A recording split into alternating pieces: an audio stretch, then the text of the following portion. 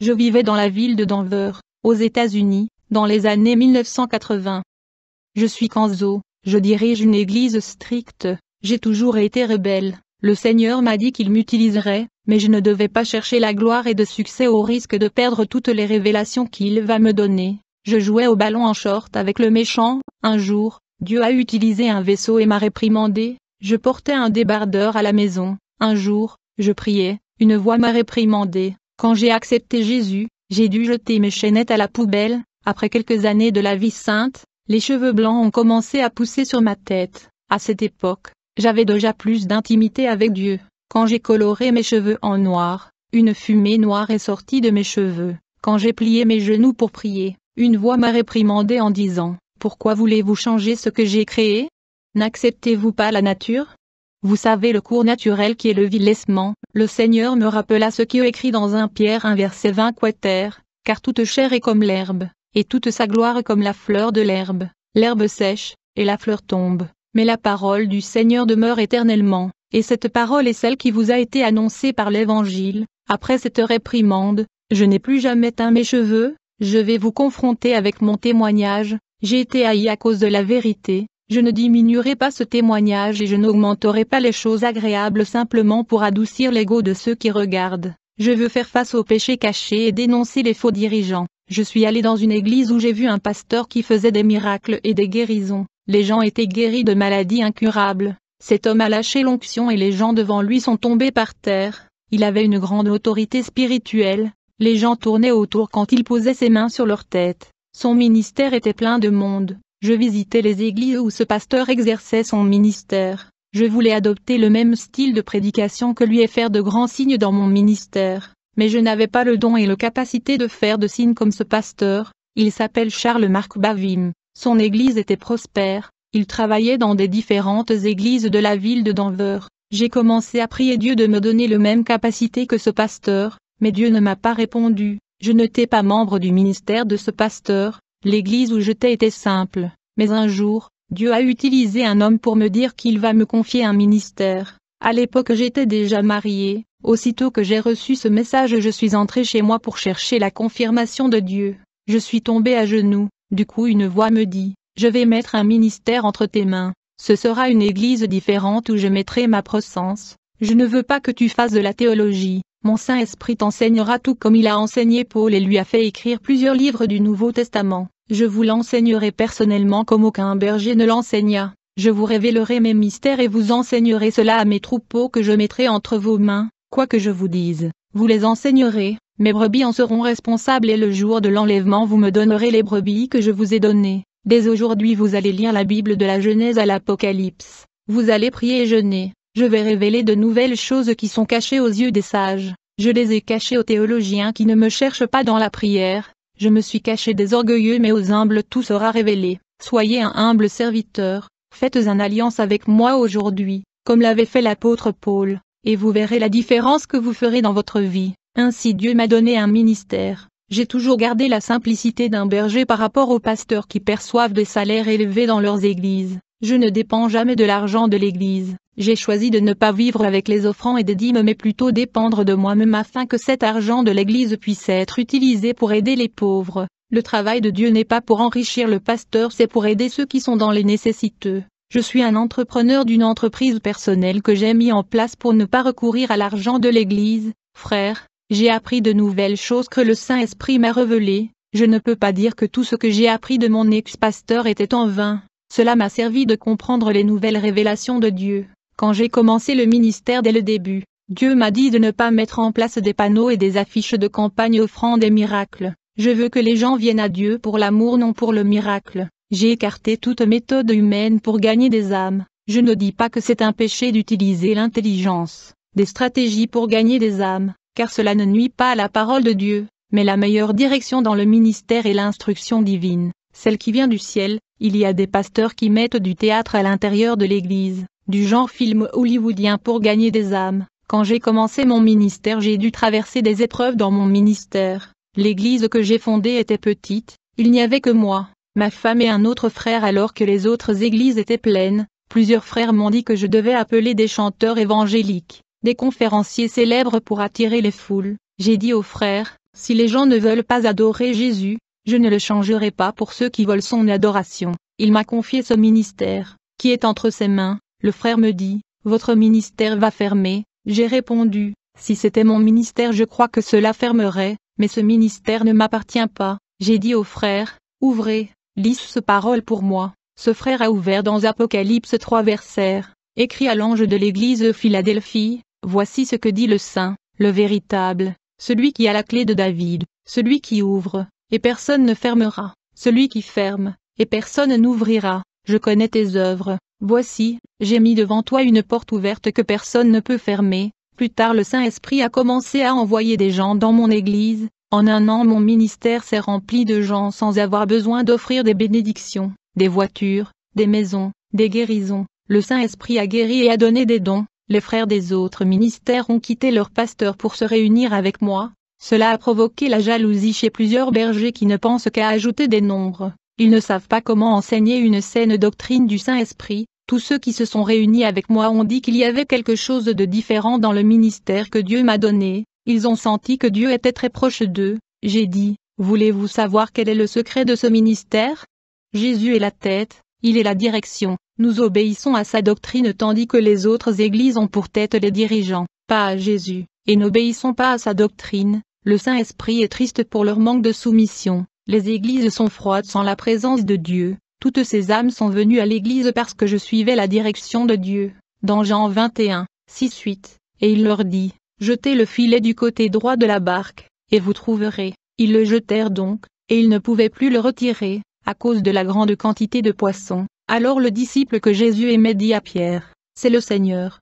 J'ai aussi obéi à la voix de Jésus. Cette recette a bien fonctionné pour mon ministère. Là où il y a du péché, des démons travaillent et ils sont comme des vers de la mort. Là où il y a de la chair en décomposition, ces vers se rejoignent. Le péché est égal à la charogne qui attire toutes sortes de démons. L'Église qui mène une vie sainte, une vie pure, le Saint-Esprit entre. Là où il y a les démons, ils ne viennent pas. La pureté attire la pureté, la saleté attire la saleté. Plusieurs pasteurs de mon quartier ont commencé à persécuter mon ministère. Ils ont dit que je n'étais pas de Dieu. Ils n'ont pas dénoncé les faux prophètes qui ont commis des abominations, mais ils ont attaqué mon ministère. Satan ne se soucie pas des églises qui font sa volonté. Satan se bat pas avec des guerriers morts. Seules les vraies églises sont persécutées. Je devais dénoncer les fausses églises. Les gens doivent sortir de ces prisons des cages des faux prophètes. 3 pasteurs qui ont combattu mon ministère sont morts.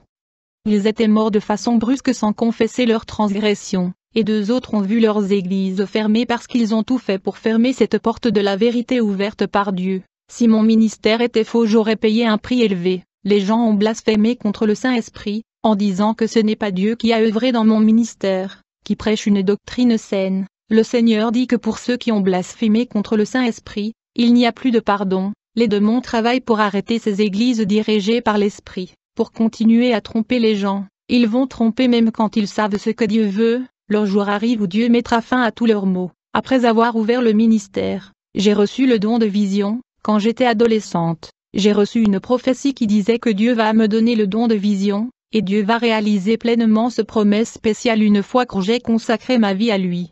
Ce don de vision a pour but de combattre l'esprit de tromperie qui pénètre dans les églises. Au début, lorsque mes yeux spirituels se sont ouverts sur le monde spirituel, j'ai eu peur. J'ai vu plusieurs démons se promener parmi les gens dans la rue et d'autres démons volaient dans les airs. J'étais terrifiée, mais tout était normal le lendemain. Il semblait que j'avais perdu le vision spirituelle. Le jour suivant mes yeux se sont ouverts et j'ai revu le monde spirituel de nouveau. Je veux vous dire que le don de vision est comme les autres dons. Celui qui a reçu le don de guérir n'ira pas guérir tout le monde. Un jour, plusieurs personnes seront guéries par la prière. Un autre jour personne ne sera guéri avec la même chose avec ceux qui ont reçu le don parole. Il y aurait un jour où la prédication convertira beaucoup de gens et un autre jour personne ne sera converti. Le don de vision que je possède n'est pas différent. Il y a des jours où je suis autorisé à voir le monde invisible. Il y a aussi des jours où je ne peux voir que le monde naturel. Mes yeux ne voient pas toujours le monde spirituel. Dieu ne montre que ce qu'il veut. S'il ne veut pas montrer, il fermera les yeux. Voir le monde spirituel chaque jour ne serait pas bon pour mon esprit. Ceci détournerait mon attention de la réalité de notre monde. Grâce à ce don de vision, je peux voir ce qui se passe derrière les rideaux de ce monde. C'est un prix que j'ai payé dans le jeûne et prière pour le recevoir. Par contre, les démons n'aiment pas être vus. Ils aiment travailler en secret sans que personne ne le sache. Lorsque quelqu'un révèle leur stratégie, il utilise des gens pour lui attaquer. Avec ce don de vision, je voyais les anges surtout à l'intérieur des églises là où ils font leur travail. Ils ne se promènent pas dans la ville comme des démons le font. L'autre jour, j'étais dans les campagnes du pasteur Charles. Il avait une nouvelle voiture. Il avait une bonne vie avec le gain de son ministère. Ses dons de signes et des miracles ont augmenté. Il prévoyait de passer sa programmation à la télévision, puisqu'il avait une émission de radio. Il a pensé faire un saut à se faire connaître à l'échelle nationale. Je ne suis point venu assister à ses services depuis un temps. Il était l'homme qui m'avait inspiré à cause de ses miracles. J'y suis allé pour les capacités qui étaient en lui. J'ai tellement prié le Seigneur pour obtenir cela que le Seigneur a réagi. Il me dit, « Mon serviteur, je sais que tu veux le même don de miracle que ce berger, tu dois savoir que je ne peux pas te le donner. » La réponse de Dieu m'avait rendu triste car je priais depuis quelque temps pour ce don de miracle qui se manifestait dans le ministère du pasteur Charles. Un jour, le Seigneur m'a touché pour aller au service du pasteur Charles. Quand je suis arrivé, je me suis assis pour assister à son intervention. Quelque chose a commencé à arriver alors que j'étais assis à l'église. En fait, ma vision spirituelle s'est ouverte et j'ai pu voir un démon derrière le pasteur Charles. Le pasteur Charles répétait au peuple de Dieu tout ce que ce diable lui disait. Puis j'ai vu la marque du numéro 666 sur le front de ce pasteur. Il était contrôlé par ce mauvais esprit. Le démon exerçait un grand contrôle mental sur son esprit. Cette marque sur le front du pasteur faisait que ce dernier prêchait ce que le démon voulait. Lorsque le pasteur Charles leva les mains vers les personnes qui étaient assises, je pus voir que dans la paume de sa main à l'intérieur de la peau il y avait une étoile métallique inversée. Je ne sais pas quel métal c'était, je pouvais voir que de cette étoile émergeaient des rayons laser, qui rayonnaient tout le monde qui était présent à l'église. Beaucoup ont été guéris, des démons sont sortis du corps de Jean. J'ai prié Dieu en esprit, lui demandant de me révéler ce qui se passait dans ce jour-là au service de ce ministère. Le Seigneur me dit, « Serviteur, comprends-tu pourquoi je ne peux pas te donner les mêmes dons que ce pasteur ? Il n'a pas fait alliance avec moi, il a fait alliance avec un autre Dieu pour lui donner ses capacités, il m'a accepté, mais il ne voulait pas mener une vie sainte. Il préférait vivre dans le luxe et satisfaire les désirs de la chair, il ne voulait pas payer le prix dans la prière pour les dons que je pouvais lui donner, il préférait le moyen facile d'obtenir ses dons et tout le confort qu'il recherchait. Va lui dire que je lui donne une chance de se repentir et de retourner sur le chemin de la lumière. S'il se tourne vers moi, je lui donnerai mes dons, je lui enlèverai de ce duperie. » J'ai dit, « Seigneur, il a chassé des légions de démons à ton nom. » Le Seigneur me dit, « Serviteur, ne vous y trompez pas. Seul celui qui est mon Saint-Esprit peut chasser les démons, car la lumière juge l'obscurité, là où l'obscurité et la lumière vient et illumine tout. Un berger qui est un démon ne peut pas chasser une autre. » Matthieu 12 verset 24, quand les pharisiens l'entendirent-ils dire, « Cet homme ne chasse pas les démons, mais par Belzébul le prince des diables. » Et Jésus savait leurs pensées et leur dire, « Tout royaume divisé contre lui-même est dévasté, et toute ville ou maison divisée contre lui-même ne subsistera pas. Et si Satan chassait Satan, il sera divisé contre lui-même, comment son royaume resterait-il » Jésus me dit, « Ce berger ne peut pas chasser les démons car il a conclu un pacte avec le démon. Il n'y a pas de royaume divisé entre les démons, tout ceci est une farce. Les démons doivent utiliser quelqu'un pour tromper les gens, ce berger est donc un instrument des démons. Les démons veulent que les gens fassent confiance à ce berger qui est un faux prophète pour gagner les âmes de toute une congrégation. Les démons font de nombreux signes pour que ce pasteur ne perde jamais de crédibilité et continue à tromper le peuple avec ce faux évangile, et donc ce pasteur est vénéré. Beaucoup de gens font confiance à son ministère croyant qu'il travaille avec mon esprit. Alors quand il donne l'ordre aux démons, ils sortent des cours temporairement pour ne pas ternir son ministère, et ainsi l'esprit du mensonge continue de régner. Quand la voix du Seigneur a parlé, j'ai regardé attentivement le pasteur Charles, il descendit de la chaire et plaça sa main qui avait l'étoile inversée sur le ventre d'une femme. Il a révélé que cette femme avait un cancer, il a déclaré au peuple de Dieu qu'il a expulsé le cancer. À ce moment-là j'ai vu comment le cancer est sorti comme une balle et est entré dans la main du berger. Il me semblait que l'étoile qui avait été insérée dans la main de cet homme de Dieu avait un aimant qui lui permettait d'extraire le cancer et la maladie de corps de Jean. Puis ce pasteur plaça sa main pour prier pour un homme. Cette balle qui était le cancer est sortie de sa main et elle est entrée dans cet homme pendant que cette femme était guérie. Cet homme a donc reçu le cancer de cette femme. J'ai réalisé que le diable ne guérissait pas, car il venait de transférer les maladies d'un corps à d'autres. Ensuite, j'ai vu un grand spectacle avec des effets technologiques, des lumières clignotantes pour attirer les jeunes. Tous ont attiré l'attention de la foule. Il y avait une stratégie humaine pour attirer les gens. Il y avait beaucoup de manipulation de la foi dans cette église. Les démons ont aveuglé la compréhension de ces gens à travers les signes. Tout cela a distrait les gens et retenu leur attention. L'esprit de tromperie était là. Mais beaucoup d'églises suivent les mêmes techniques de manipulation.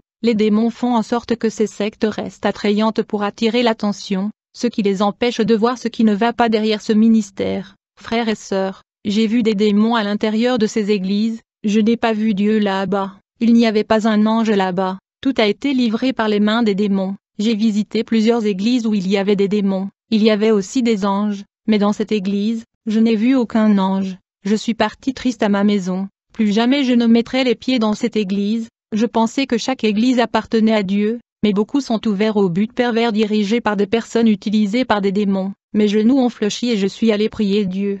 J'avais honte d'avoir demandé le don qu'avait ce pasteur. J'ai prié Dieu et dit, où sont ces saints gens qui peuvent faire la différence et peuvent mettre ces démons en fuite?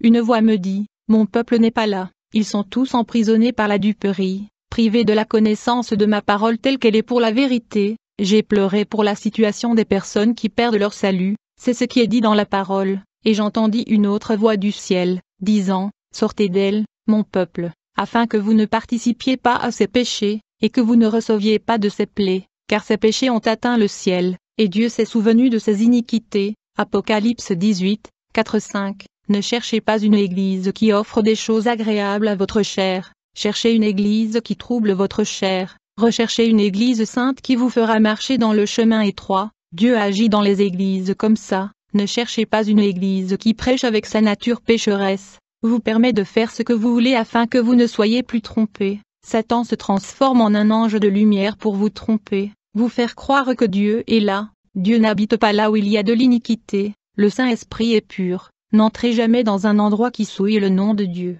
Si vous insistez pour marcher dans les églises déchues, vous serez trompés, ils vous offriront un évangile sans engagement envers Dieu. Là, la mariée se prostitue avec d'autres dieux. Rien n'est un péché, tout est grâce. Dieu est comme un serveur à prendre et à exécuter leurs ordres de bénédiction. De telles églises insistent uniquement sur le fait de demander des bénédictions mais n'offrent rien à Jésus qui exige la sainteté dans le corps, l'âme et l'esprit. Quel mari resterait marié à une femme qui ne se donne pas complètement, qui ne l'aime pas, qui prétend son amour pour lui?